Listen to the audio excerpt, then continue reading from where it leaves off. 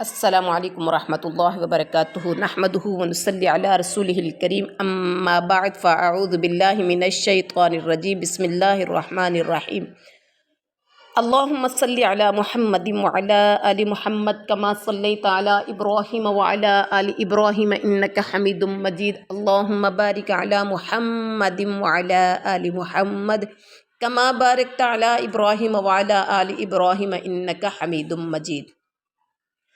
الحمدللہ آج ہماری آیت نمبر 6 سٹارٹ ہو رہی ہے اور لیسن نمبر 102 102 لیسن نمبر ہے الحمدللہ۔ چھٹا پارہ سورۃ المائدہ۔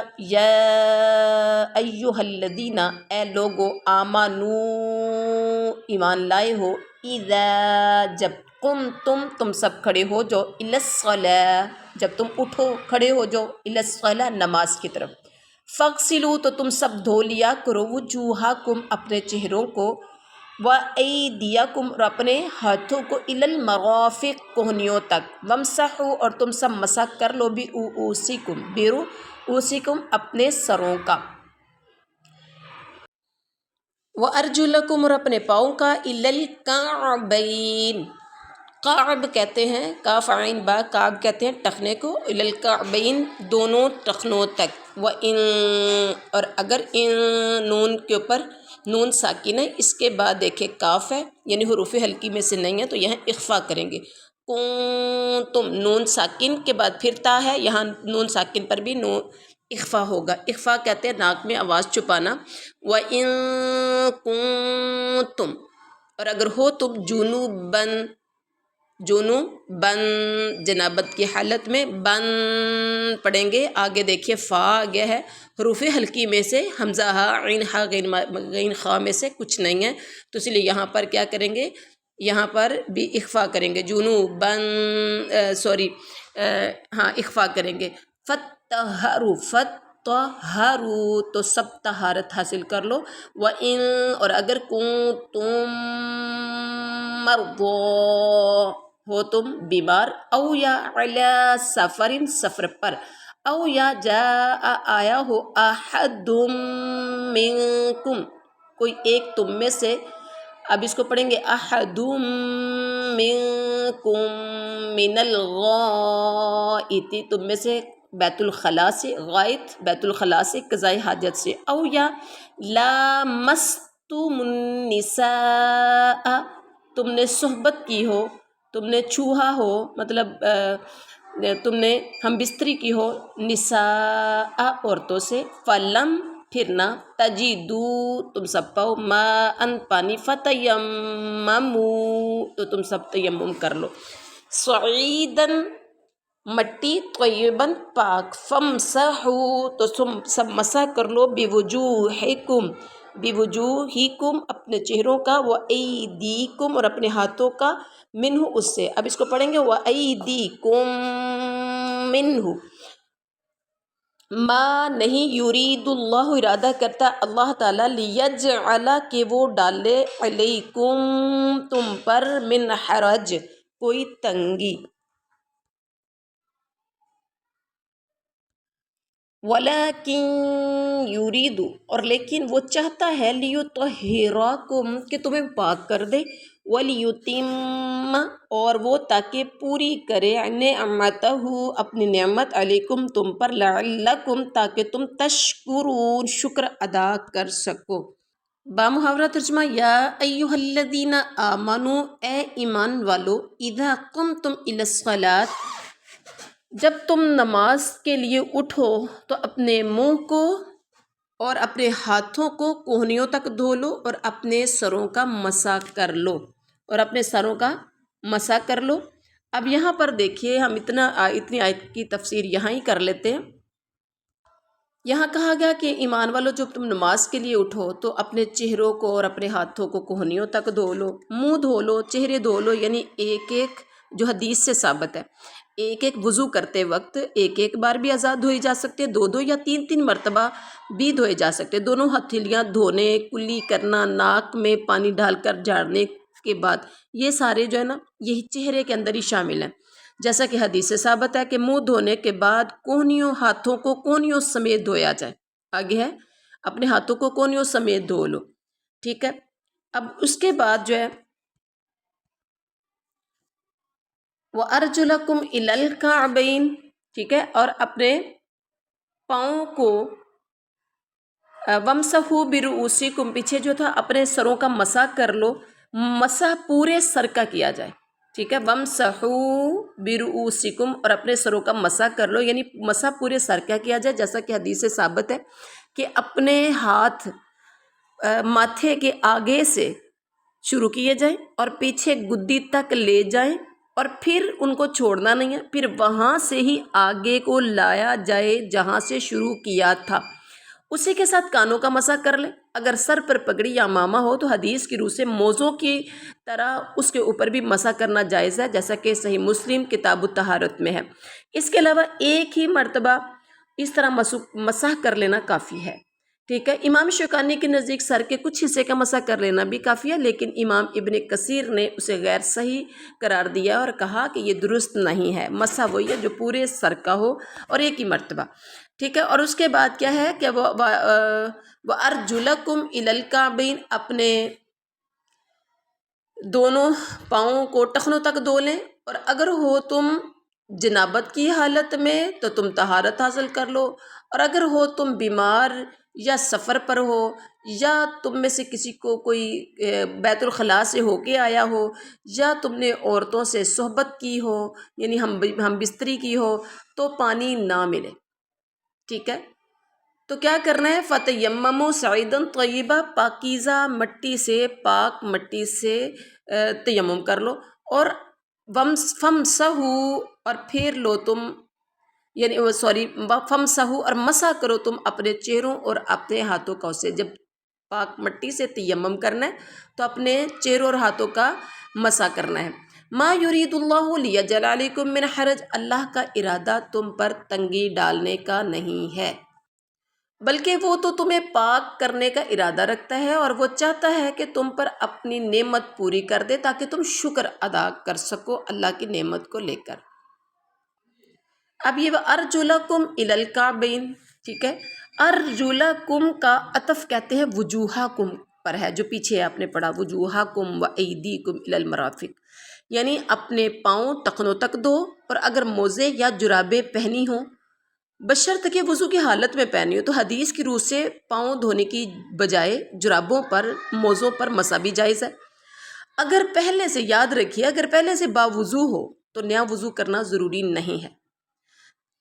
ہر نماز کے لیے بہتر تو یہی ہے کہ وضو تازہ کرنا چاہیے، اور اس کا آپ کی شخصیت پر بڑا اچھا اثر پڑے گا، آپ کی طبیعت پر بڑا اچھا پڑے گا، اور آپ کو نماز میں زیادہ سرور آئے گا، زیادہ آپ لذت محسوس کریں گے جس میں آپ تازہ وضو کر کے نماز پڑھیں گے، ٹھیک ہے. لیکن اگر پہلے سے وضو ہے، شور ہے کہ نماز میں میرا وضو نہیں ٹوٹا، تو آپ اسی وضو سے نماز پڑھ سکتے ہو. نمبر 2، وضو سے پہلے نیت کرنا ضروری ہے، فرض ہے، بلکہ نیت کرنا فرض ہے. اور فرض کسی بھی حدیث سے ثابت نہیں ہے کہ کس طرح سے وضو کی نیت کی جائے. وضو کی نیت دل کا فعل ہے، اور آپ دل کے ارادے، دل کے نیت سے آپ وضو کے لیے نیت کریں گے.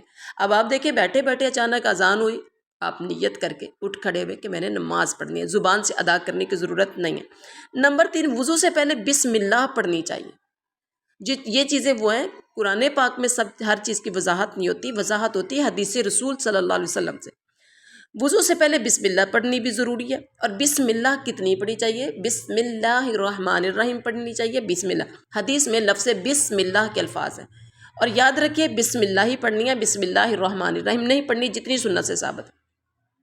نمبر 4، داڑھی گھنی ہو تو اس کا خلال، گھنی ہو تھوڑی ہو، جب آپ فیس واش کرتے ہیں مرد حضرات تو ان کے بالوں کی جڑوں میں پانی اچھی طرح سے نہیں پہنچتا، تو اس کے لیے ہاتھوں کے ساتھ اچھی طرح اس کو ملا جائے، اس کو خلال کہتے ہیں.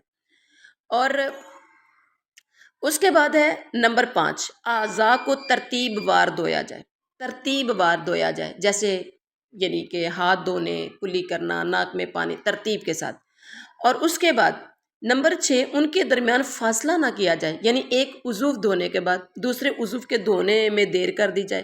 کیسے؟ جیسے آپ کوئی کام کر رہے ہیں تو ہاتھ منہ دھویا، چہرے تک آپ نے دھو لیے یا کوہنیاں تک دھو لیے، اب کیا رہا، صرف پاؤں رہ گئے، مسا رہ گیا، جلدی سے کسی ضروری کام کے لیے یا ایمرجنسی جس میں آپ کو پڑ جائے، آپ وہاں پہنچ گئے، ٹھیک ہے، 2 4 10 منٹ کے بعد آپ وہ کام کرنے کے بعد دوبارہ آئے تو آ کے پاؤں دھو لیے، ایسا نہیں ہے، تسلسل کے ساتھ، یعنی سب اعضاء تسلسل کے ساتھ یکے بعد دیگرے دھوئے جائیں۔ اگر آپ تھوڑا سا وضو کر کے چلے گئے تھے، دوبارہ کام کر کے آئے تو آپ پھر بسم اللہ پڑھ کے دوبارہ نئے سرے سے کام شروع کریں گے، وضو شروع کریں گے۔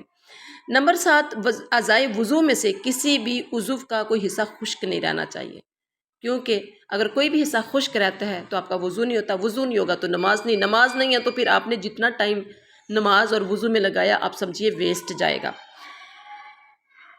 کوئی بھی نمبر 8، کوئی عضو بھی 3 مرتبہ سے زیادہ نہیں دھونا، 1 بار 2 بار 3 بار، ٹھیک ہے، اس سے اوپر 34 بار نہیں دھونا، کیونکہ ایسا کرنا خلاف سنت ہے۔ پاک پیغمبر صلی اللہ علیہ وسلم نے صرف اور صرف 3 بار، زیادہ سے زیادہ 3 بار دھونے کی اجازت دی۔ اب دیکھیں اس کے بعد کیا ہے، اگر تم جنابت کی حالت میں ہو تو غسل کر لو، فطہروا طہارت حاصل کر لو، غسل کر لو۔ جنابت سے مراد وہ ناپاکی ہے جو احتلام یا بیوی سے ہم بستری کرنے کی وجہ سے لاحق ہوتی ہے، اور اسی حکم میں حیض اور نفاس بھی شامل ہے۔ جب حیض یا نفاس کا خون بند ہو جائے تو پاکیزگی حاصل کرنے کے لیے طہارت یعنی غسل ضروری ہے۔ ہاں، پانی نہ ملنے کی صورت میں تیمم کی اجازت ہے، جیسا کہ حدیث سے ثابت ہے۔ اور اس کے بعد کیا ہے،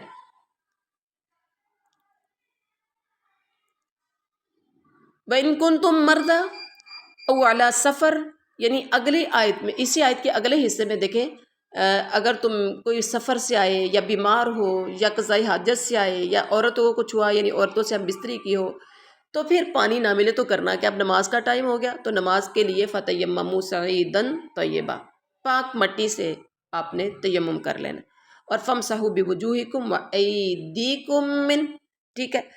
اب یہاں اس کی مختصر تشریح اور تیمم کا طریقہ سورۃ النساء کی آیت نمبر 43 میں آپ پڑھ چکے ہیں، اگر نہیں یاد تو آپ دوبارہ پڑھ لیجئے، ٹھیک ہے۔ اب یہ تیمم کا جو طریقہ ہے آپ دوبارہ سمجھنے کی کوشش کریں۔ بسم اللہ پڑھ کر آپ دونوں ہاتھ زمین کے اوپر ماریے، زمین کے اوپر، مٹی، کچی مٹی کے اوپر، یعنی مٹی کے اوپر، ٹھیک ہے۔ بسم اللہ پڑھ کے دونوں ہاتھ مٹی پہ ماریے، اور ان دونوں ہاتھوں کو ایک دوسرے کے ساتھ جھاڑ لیں یا پھونک مار دیں، اس کے اندر ڈسٹ زیادہ ہے، آپ پھونک مار کے لیفٹ کو رائٹ اور رائٹ کو لیفٹ پر پھیر دیں، اور اس کے بعد پھر آپ دوسری بھی ضرب لے سکتے ہیں، یعنی دوبارہ پھر ہاتھ ماریے اور آپ اپنے چہرے پہ مل لیجئے، یہ آپ کا ہو گیا تیمم۔ اس سے آپ بیمار ہیں تو ایسے ہی نماز پڑھیں گے، ٹھیک ہے۔ اگر آپ سفر پر تھے، پانی نہیں ملا تو دن بھی آپ ایسے نماز پڑھیں گے۔ آپ ٹوائلٹ میں گئے، بیت الخلاء میں گئے، ٹھیک ہے، یورن یا موشن جو بھی کیا آپ کے پاس، اس کے بعد آپ کے یعنی پاکی تو حاصل کر لی، لیکن وضو کے لیے پانی نہیں ہے تو آپ اسی طرح سے تیمم کریں گے، ٹھیک ہے۔ اور حدیث میں نا 2 طریقے، اچھا یہاں پر اولا مستم النساء، یعنی اگر جنبی ہو جائیں کوئی مرد یا عورت اور پانی نہ ہو، پتہ ہو کہ لمبی دیر کے لیے لائٹ چلی گئی ہے، پانی ختم ہو گیا، تو اس کے لیے بھی آپ کو پھر تیمم کر کے نماز پڑھنی ہے، اور آپ تسلی رکھیں میرے نبی صلی اللہ علیہ وسلم نے جو فرمایا وہ ٹھیک ہے، آپ کا دل سیٹسفائی ہوتا ہے۔ اکثر لوگ کہتے ہیں دل مطمئن نہیں ہوتا، دیکھیے دل مطمئن ہو یا نہ ہو، امام کائنات کی بات حرف آخر ہے، زمین و آسمان اپنی جگہ چھوڑ سکتے ہیں، چاند سورج ستارے اپنی روشنی ختم کر سکتے ہیں، کائنات کا ہر شخص جھوٹا ہو سکتا ہے، امام کائنات علیہ الصلاۃ والسلام کی ہر بات سچی ہے، بدل نہیں سکتی، ٹھیک ہے۔ آپ اس پہ تسلی رکھیے، میرے نبی نے فرما دیا، لہٰذا اب مجھے سمعنا و اطعنا کرنا ہے۔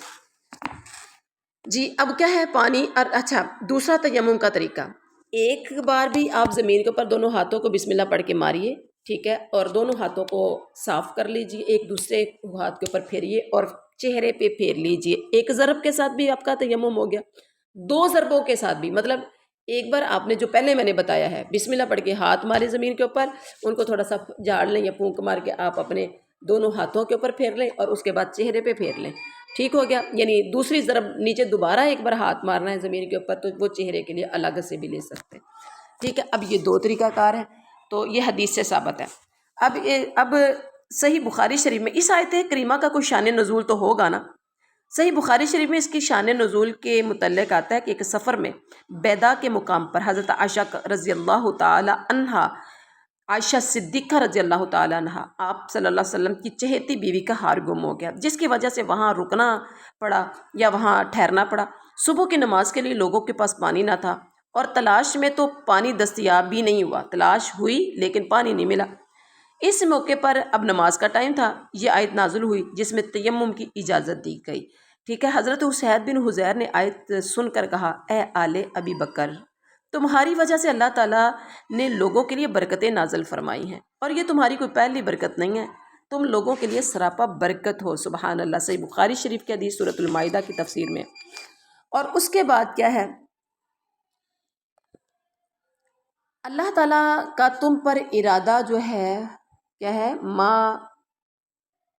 یرید اللہ لیجعل علیکم من حرج، اللہ کا ارادہ تم پر تنگی کا نہیں ہے، اس لیے تیمم کی اجازت کر دے دی ہے، بیمار اور جنابت کی حالت میں، قضاء حاجت کی حالت میں، اور کیا ہے تم کیا کر لو، تیمم کر لو۔ اب یہاں پر ہے وَلَٰكِن يُرِيدُ لِيُطَهِّرَكُمْ، بلکہ اس کا تو ارادہ ہے کہ وہ تمہیں پاک کر دے۔ سبحان اللہ۔ اللہ کا ارادہ تم پر تنگی ڈالنے کا نہیں ہے، بلکہ اللہ کا ارادہ تمہیں پاک صاف کرنے کا ہے۔ اور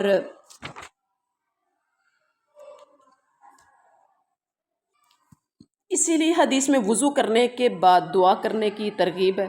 دعاؤں کی کتاب آپ جو ہے نا وہ یعنی دعائیں آپ وضو کے بعد کی دعائیں ایک دعاؤں والی کتابیں ملتی ہیں، آپ وہاں سے یہ دعائیں یاد کر لیں، کیونکہ اتنا ٹائم نہیں ہے کہ آپ کو وہ دعا یاد کروائی جائے یہاں پر۔ اور اس کے بعد کیا، وضو کرنے کے بعد یعنی تیمم کے بعد یہ دعا پڑھ لیں، وضو کے بعد یہ دعا پڑھ لیں۔ اللہ تعالیٰ کیا کہتے ہیں، وَلْيُتِمَّ نِعْمَتَهُ عَلَيْكُمْ لَعَلَّكُمْ تَشْكُرُونَ۔ ٹھیک ہے، اللہ تعالیٰ تم پر جو نعمتیں نازل کی انہیں یاد رکھو، یعنی اور یہ ساری نعمتیں تمہیں دی ہیں، اس کا ارادہ تمہیں پاک کرنے کا ہے اور تمہیں اپنی بھرپور نعمت کے دینے کا ہے، تاکہ تم شکر ادا کرتے رہو، تاکہ تم شکر ادا کرتے رہو۔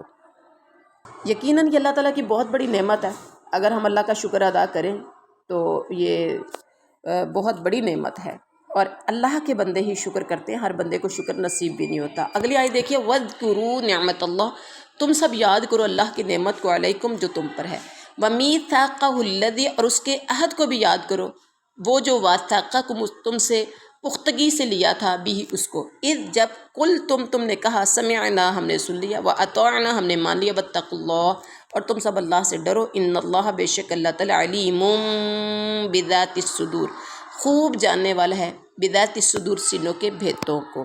بامحاورہ ترجمہ اس کا ہے، وَاذْكُرُوا نِعْمَتَ اللَّهِ،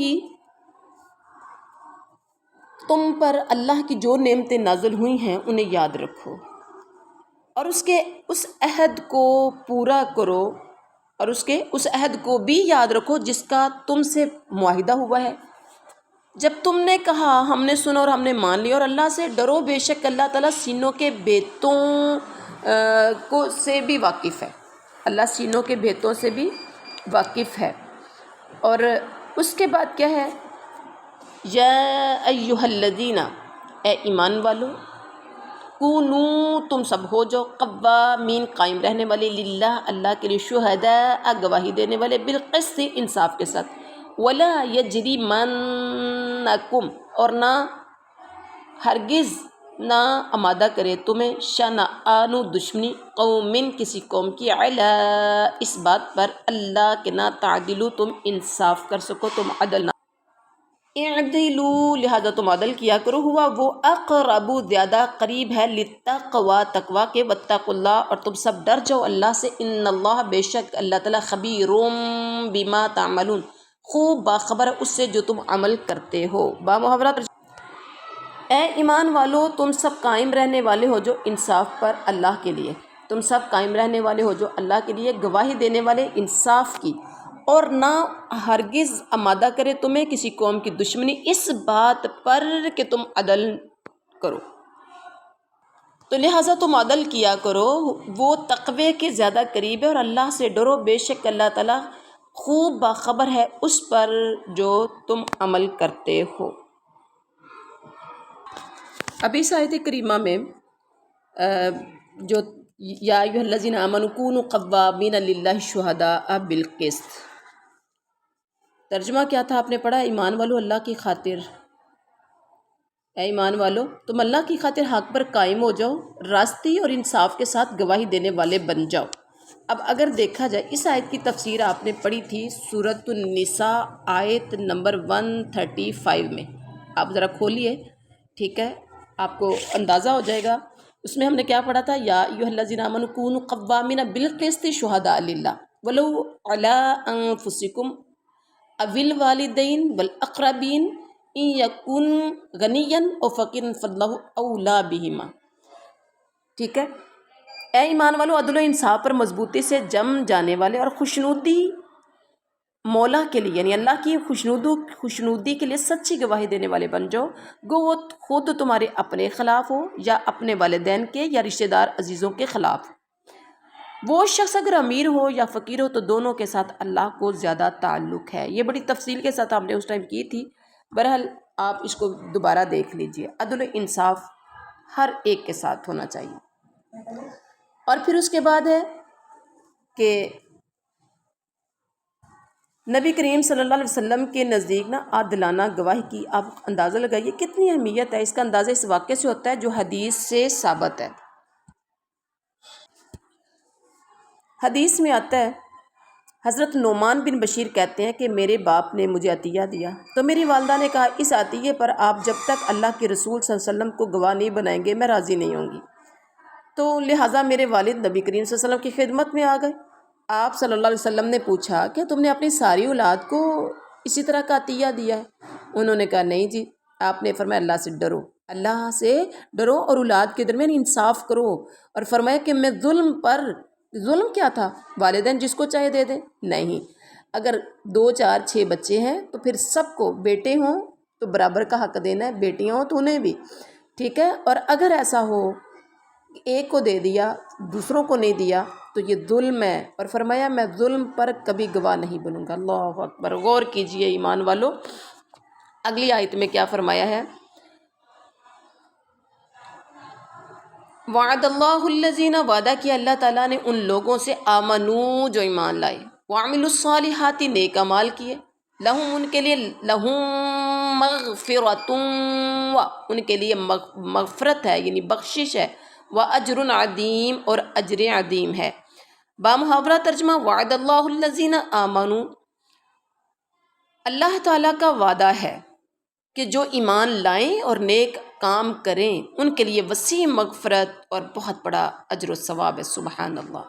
والذین کفروا، اور وہ لوگ جنہوں نے کفر کیا، یہ بھی اللہ کا وعدہ ہے، وہ لوگ جنہوں نے کفر کیا، وکذبوا بآیاتنا، اور انہوں نے جھٹلایا ہماری آیتوں کو، اولئک اصحاب الجحیم، وہی لوگ ہی جہنم والے ہیں۔ جن لوگوں نے کفر کیا اور ہمارے احکام کو، ہماری آیات بینات کو جھٹلایا وہ دوزخی ہیں۔ یہ بھی اللہ کا وعدہ ہے۔ نیک اعمال، ایمان لانے والا، اس کے بعد نیک اعمال کرنے والا، یعنی ایمان اور عمل صالح ضروری ہیں، لازم و ملزوم میں اسے مغفرت بھی ہوگی اور اجر عظیم بھی ہوگا۔ اور اللہ کے کا انکار کرنے والا اور پھر اللہ تعالیٰ کی آیات بینات کو جھٹلانے والا وہ دوزخی ہے، یہ پکی اور ٹھکی بات ہے۔ اگلی آیت میں یا ایھا الذین آمنو، اے لوگو جو ایمان لائے ہو، آمنوا اذکروا، یاد کرو تم نعمت اللہ، اللہ کی نعمت کو، اللہ کے احسان کو، علیکم جو تم پر ہے، اذ جب ہم ارادہ کیا، قوم ایک قوم نے، ان یبسطوا کہ وہ سب بڑھ جائے، کہ وہ سب بڑھائیں، الیکم تمہاری طرف، ایدیکم اپنے ہاتھوں کو، کیا کریں تمہاری طرف اپنے ہاتھوں کو بڑھائیں، فکفا تو روک دیا اس نے، ایدیہم ان کے ہاتھوں کو، عنکم تم سے، واتقوا اللہ اور اللہ سے ڈر جاؤ، وعد اللہ اور اللہ تعالیٰ پر ہی توکل کریں، اور اللہ تعالیٰ پر فلیتوکل المؤمنون، توکل کریں، بھروسہ کریں ایمان لانے والے۔ کیا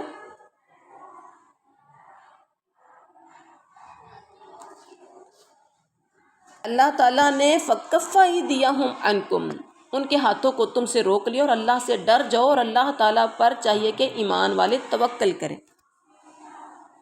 اب دیکھیں اس آیت میں اللہ تعالیٰ کیا کہہ رہے ہیں کہ اس وقت کو یاد کرو یہ اس نعمت کو یاد کرو، اس احسان کو یاد کرو جو میں نے تم پر کیا ہے۔ ایک قوم نے تم پر دست درازی کرنی چاہیے تو اللہ تعالیٰ نے ان کے ہاتھوں کو تم سے فکفا ایدیکم ایدیہم عنکم، ان کے ہاتھوں کو تم سے روک لیا۔ اس آیت کی شان نزول میں مفسرین نے متعدد واقعات، کوئی ایک نہیں متعدد کئی واقعات بیان کیے ہیں۔ مثلا ایک عرابی کا واقعہ کہ رسول اللہ صلی اللہ علیہ وسلم ایک سفر سے واپسی پر ایک درخت کے سائے میں آرام فرما تھے، تلوار درخت سے لٹکی ہوئی تھی۔ اس عرابی نے تلوار پکڑ کر آپ صلی اللہ علیہ وسلم پر سونت لی اور کہنے لگا، اے محمد صلی اللہ علیہ وسلم، آپ کو مجھ سے کون بچائے گا؟ آپ صلی اللہ علیہ وسلم نے بلا تعمل فرمایا، اللہ، یعنی مجھے اللہ بچائے گا۔